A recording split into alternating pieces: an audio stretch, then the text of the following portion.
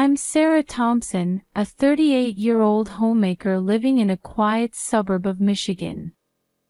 Outside my window, the autumn wind rustles through the trees, which are just starting to change color, scattering fallen leaves across our yard.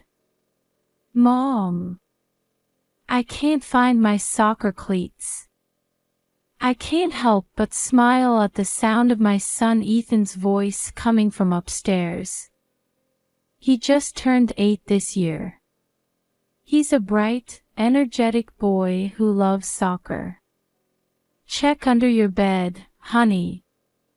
That's where you left them yesterday. I call back gently while continuing to prepare breakfast in the kitchen. The rich aroma of toast fills the room as the coffee maker slowly begins to drip. My husband Michael has already left for work. He works at a local construction company and has been busy lately with a big project he's been put in charge of. Sarah, you're the best.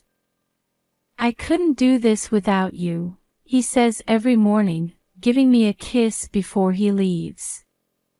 Those words give me the energy I need to start my day.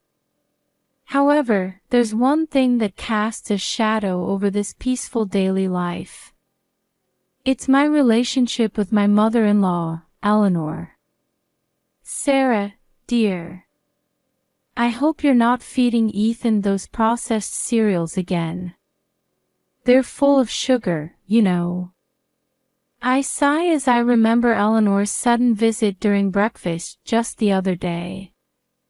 She criticizes my parenting methods at every opportunity and tries to impose her upper-class manners on us.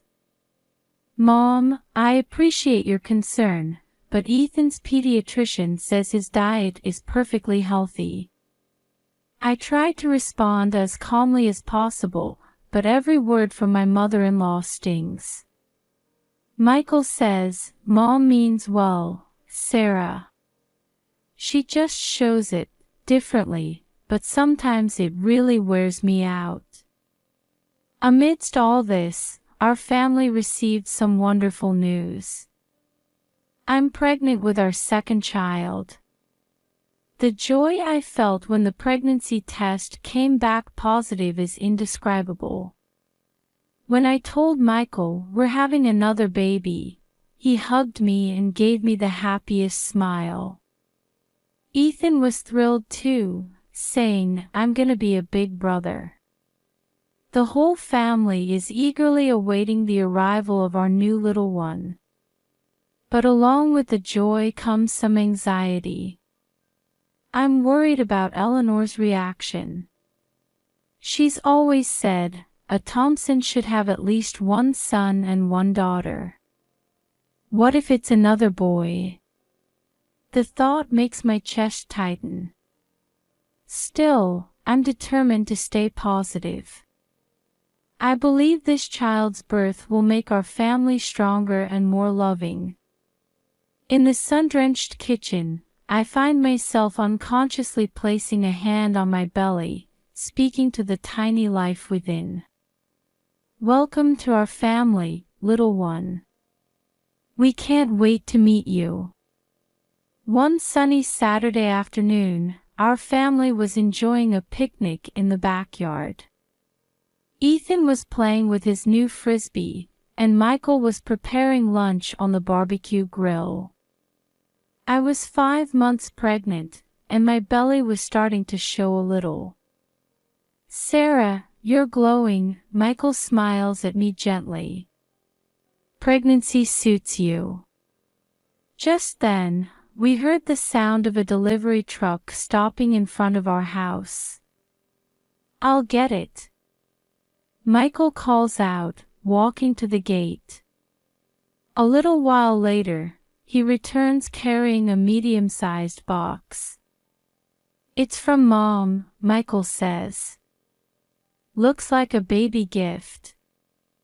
I stare at the box with mixed feelings.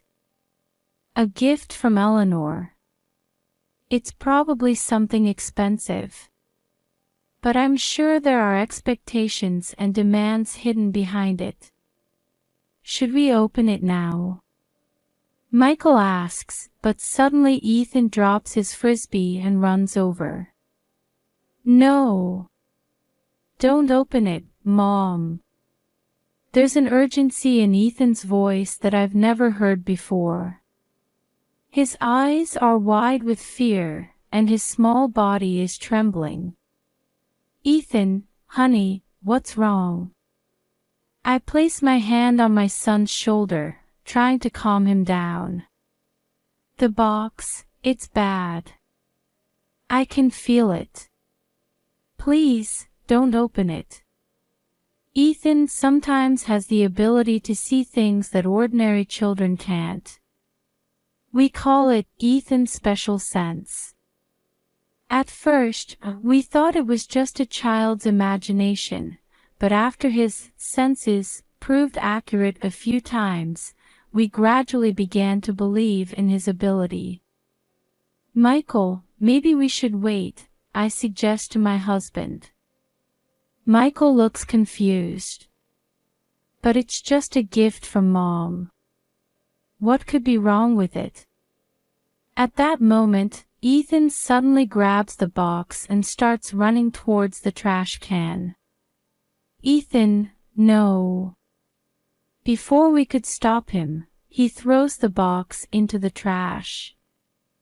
We need to call the sheriff. Now! Ethan shouts. Michael and I stand there, dumbfounded. We can't understand why Ethan is so upset. But the fear in our son's eyes is real. Sarah, what should we do?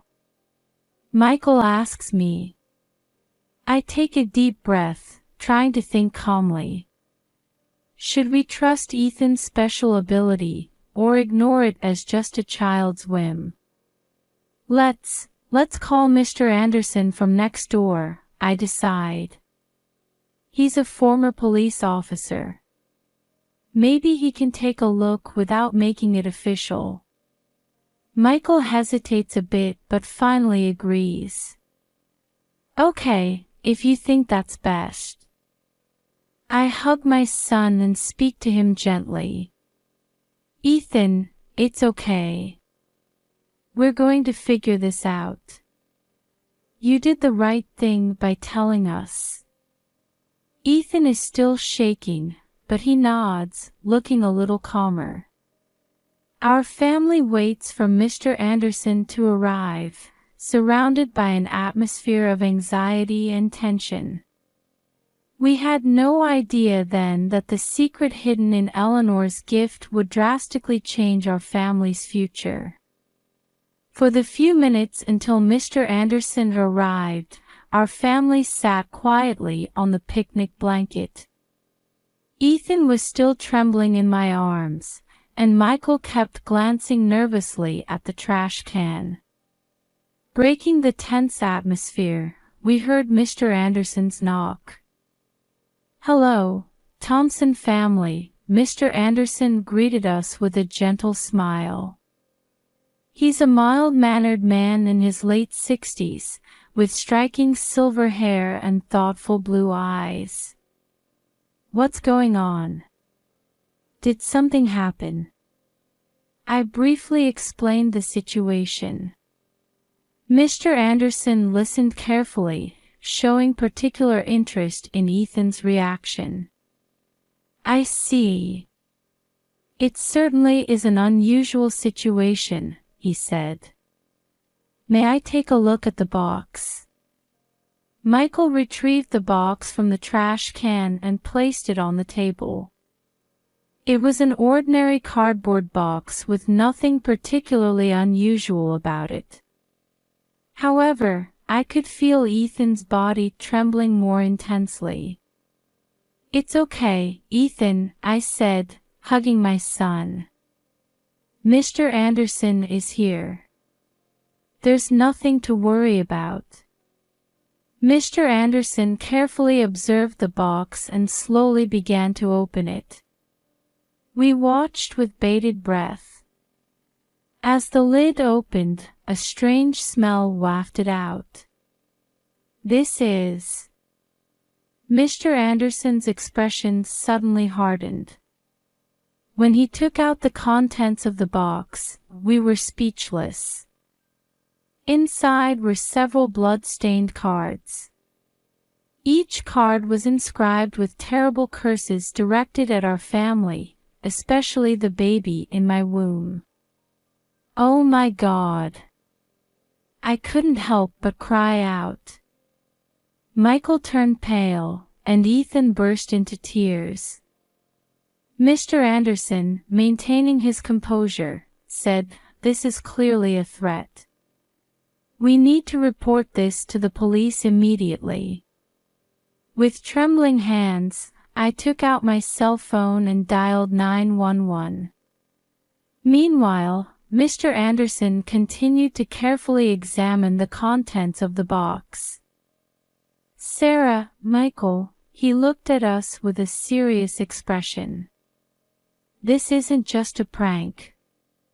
I think this is the work of professional criminals. Is there anyone who holds a grudge against you?" We looked at each other. Eleanor's face flashed through my mind, but surely she wouldn't do something like this. "We don't know," Michael answered.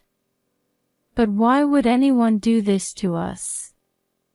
Just then, we heard the sound of sirens. The police had arrived. A patrol car stopped in front of our house, and 2 officers got out. The older male officer approached us and showed his badge. "I'm Sheriff Johnson. We received a 911 call." We explained the situation again, and Mr. Anderson gave his testimony as well. Sheriff Johnson frowned as he looked at the contents of the box. "This is indeed a serious matter. We'll need to take this evidence back for a closer examination." The young female officer carefully began putting the box and its contents into evidence bags. She was wearing gloves and proceeding with utmost caution. "Mr. and Mrs. Thompson, I'd like to ask you a few questions," Sheriff Johnson said. For the next hour or so, we continued to answer police questions. Recent events, acquaintances, and about Eleanor, my mother-in-law. "Eleanor, she's a bit difficult, but I can't imagine her doing something like this," I answered hesitantly. "I see," Sheriff Johnson nodded, taking notes. "Any other possibilities?" We could only shake our heads. When the questioning was over, the officers began loading the evidence into their car. Meanwhile, my head was full of confusion and anxiety. Why did this happen? What's going to happen to our family? Ethan squeezed my hand. "Mom, I'm scared." "It's okay, Ethan," I hugged my son. "The police will help us. We're safe." But I wasn't sure if that was really true. Sheriff Johnson approached to give us some final instructions. "Please remain extra vigilant for the time being. If you see any suspicious people or objects, contact us immediately. Also, I recommend you spend tonight somewhere else." We nodded, but the thought of leaving our own home pained my heart. I could no longer distinguish whether this was reality or just a bad dream. As we watched the patrol car drive away, I unconsciously placed my hand on my belly. I vowed in my heart that I would do anything to protect this little life. However, at that time, I couldn't even imagine what trials our family would face in the future. A week has passed since the initial police investigation. Our family had been staying at a relative's house, spending anxious days. Ethan had been having more nightmares, and Michael and I weren't getting enough sleep either. One morning, I received a call from Sheriff Johnson. "Mrs. Thompson, we have new information. Could you come down to the station?" Trying to suppress the pounding in my chest, I headed to the police station with Michael. Sheriff Johnson led us to a small conference room. "Please, have a seat," he began, carefully choosing his words. "We've got the results of the fingerprint analysis on the blood-stained cards. And..." He hesitated for a moment. "The fingerprints match those of your husband, Michael Thompson." I couldn't believe my ears. "What?" My voice cracked involuntarily. "That can't be." Michael's face turned pale. "No. It wasn't me," he desperately denied. Sheriff Johnson continued calmly. "Furthermore, we also conducted a DNA analysis of the blood used on the cards. This matches the blood of your sister, Emily Collins." My head was spinning. Michael and my sister Emily. Both names were unbelievable. Emily and I had been estranged for years, but to think she would be involved in something so terrible. "This must be some mistake," I said desperately. "Michael. Emily, it can't be."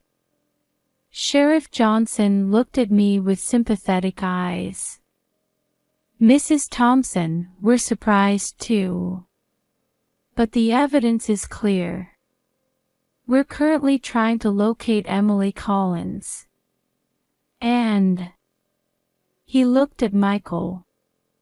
"Mr. Thompson, we'd like you to voluntarily come in for questioning." Michael covered his face with trembling hands. "I understand. I'll cooperate." But it really wasn't me. I was overwhelmed by confusion, doubt, and deep sadness. I want to believe in my beloved husband. But I can't ignore the scientific evidence. Thinking about my sister Emily makes my chest tighten. As we left the police station, I made a decision. I have to see the truth with my own eyes. For the sake of protecting my family, and for the baby that's on the way. With the police's permission, I visited Emily's apartment. When I knocked on the door, after a while, my sister appeared. "Sarah." Emily looked surprised. "What's wrong?" I looked straight into Emily's eyes. "We need to talk." "Let me in." The apartment was a mess. Several strange paintings were hung on the walls. On the table, there was a blood-stained bandage. "Emily, answer me honestly. Did you do something to our family?" Emily averted her eyes for a moment. Then, with a sigh, she began to speak. "I'm sorry, Sarah. I was jealous. Every time I saw your happy family, it hurt so much." She started crying. "But I didn't mean for things to go this far. When I talked to Michael about it, he..." At that moment, a door at the back of the room opened, and Michael appeared. "Michael." I was speechless. Michael looked at me with a sad face. "Sarah, let me explain everything." For the next hour, I listened to their confessions. How Michael and my sister had been meeting in secret. How they had planned to corner me. But how things had escalated beyond their expectations. As I listened, various emotions swirled within me. Anger, sadness, the pain of betrayal, and the fear of our family bonds crumbling. Why? I asked in a trembling voice. Why did you do this? Michael and my sister kept their heads down, unable to answer. I stood up and looked down at the two of them. That's enough. I'm going to tell the police everything. As I left the apartment, I held a new resolve in my heart. From now on, I'll live strong for Ethan and the baby that's coming. Even if I'm alone, we can be happy. That's what I believe. After the truth came to light, my life changed dramatically. Michael and my sister Emily faced legal consequences, and I made the decision to cut ties with them. However, during this difficult period, I received unexpected support. Mr. and Mrs. Anderson supported Ethan and me like family. Sarah, you're a strong woman. You'll get through this, Mr. Anderson's words gave me courage. On the day my new baby was born, Ethan and the Andersons were in the hospital room. As I held the tiny life in my arms, I thought, this is my new family.